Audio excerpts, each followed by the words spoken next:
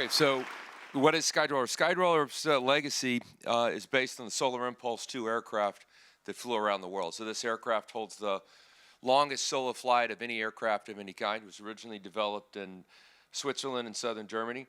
And we purchased it in 2019, late 2019, the aircraft and the intellectual property. And we've been working to turn it into an unmanned aircraft, which it is now. This is at a scale I don't think people fully appreciate. It's wingspan greater than a 747, so almost the same wingspan as an A380, and it weighs about the same as a Range Rover. So it's a really incredible piece of technology, and now we've made it fly without a person. So, and it represents almost $300 million of investment to date. And once you take the pilot out of that aircraft, it can fly indefinitely. I mean, after 5 days, the pilot was exhausted, so they had to take the pilot, he had to land to get out. But if you take that pilot out, there's nothing to stop it from just flying for weeks to months, okay? So the timeline was, like I said, we raised some private capital and were able to purchase the Solar Impulse 2 aircraft in late 19. We began development of our autonomy. Unfortunately, that was just as COVID hit, and we were based in Madrid. It was a very difficult time.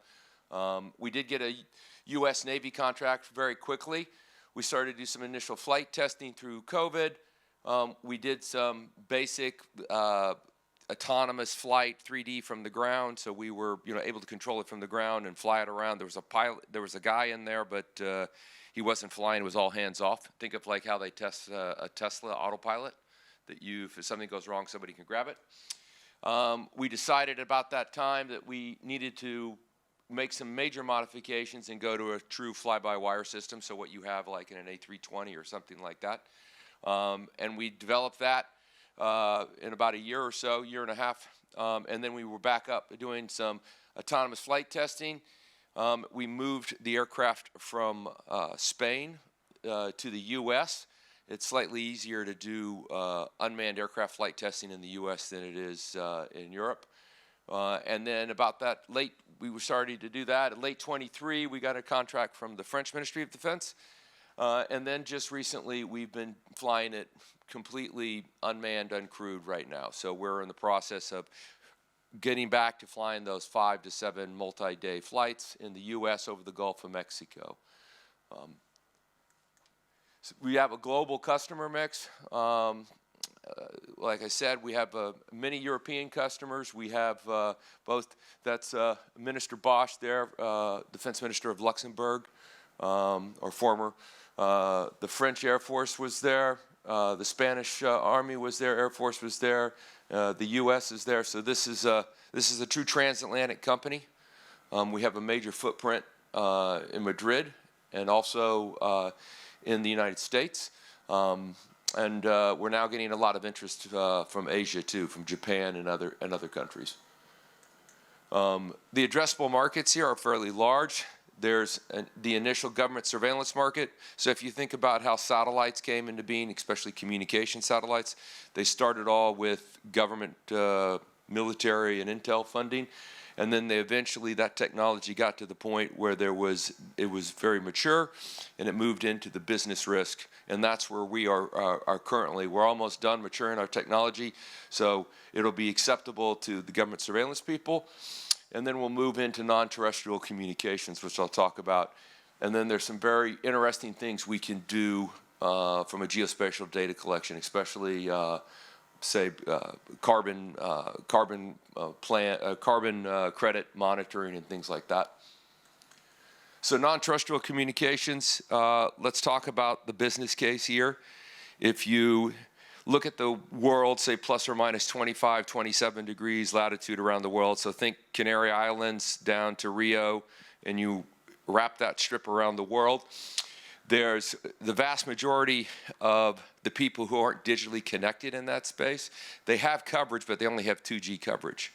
So if you look at, for instance, say Kenya, one of the more advanced countries in Africa, and you look at a population density of 100 to 200 people per square kilometer up to say 1,000, maybe 1,500. There's 16 million people in that demographic. 3 million of those have 3G and 4G, and the other 13 have 2G. So we're not trying to compete with the space guys who are going to do space to your mobile phone, and we're not going to compete with cell towers. But we represent, there's a very large market there that needs to be addressed, and we think this is really one of the only ways that you're going to end up addressing that market, because if you look at the number of towers they'd have to build, in Africa, the average number of users per tower is like 5,000. In China, it's 800 to 900. In Europe, in the U.S., it's like 12 to 1,300. So they'd have to build an incredible number of towers to get to where we are today. Another very useful thing we're talking about is ocean monitoring. So we're definitely, when we spoke to France and the U.S., there's large exclusive economic zones that are being illegally fished right now. Illegal fishing as an industry is about an $80 billion a year industry, and up to 30% of that is illegally caught. And so if you want to protect the oceans, which protect the fishing, which leads to, if you don't protect the fishing, can lead to some very large instabilities. Say, for instance, if you look at Somalia, why the pirates in Somalia are there, is because their fishing grounds were completely overfished, and so the fishermen had no way to feed their families, so they turned to piracy. So, protecting the oceans is a very important mission Skydweller will have. And in fact, our program for the U.S. Navy is called an Autonomous Maritime Patrol Aircraft to patrol exclusive economic zones in other parts of the ocean. Another thing that you can do is very high resolution mapping here. We do fly slow, but when we can get much better resolution than you get from a satellite. We're 65 times closer than a low Earth orbit. So just the physics are on our side. We don't have to be smarter. We're probably not smarter than some of the space guys, but we're 65 times closer. So that's going to give us a big edge. It's the same thing with the communications too, why we can do what we can meet a much higher megabits per square kilometer density than they can from space. And that's really what you need if you're going to provide, you're really going to address what I would call the usage gap. So if you look at the 4 billion people who aren't digitally connected in the world, 600 million don't have coverage. The other 3.4 have 2G, and so they're not really digitally connected. The other thing we can do is we can do fire monitoring. We are under contract to do some work in the Canaries in late 25. We'll be flying there and demonstrating some of the ability to monitor forest fires, which are an issue in the Canaries. And then forest health monitoring. Like I said, if you want to measure the vegetation mass, so the risk of forest fires, also if you want to do carbon credit verification, you can do this from the air. You can't really do it from the satellite because you need that much higher resolution. And you can even pick out indigenous trees versus invasive species and things like that using multispectral and other technologies. And basically we can do this with zero carbon footprint. That's one of the parts of the sustainability here that,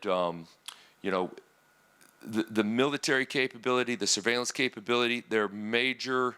The military is a major carbon producer, and this would be a way to address at least some part of that to reduce their carbon footprint. Okay, I'll open it for questions now.